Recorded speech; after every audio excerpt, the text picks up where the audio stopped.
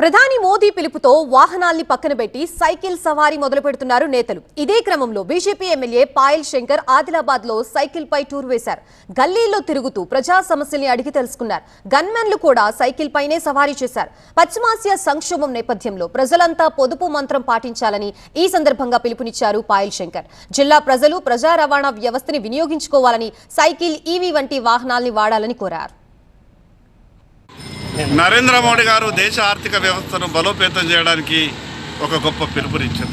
దూర ప్రయాణాలకు కారుని వాడిన దగ్గర ఉన్నటువంటి ఏవైతే మనం కొన్ని వార్డులు విజిట్కి వెళ్తామో ఆ సందర్భంలో మన సైకిల్ని వినియోగించాలన్నటువంటి ఆలోచనతోని ఇదంతా కూడా ప్రజల్లో ఒక చర్చ జరగాలి.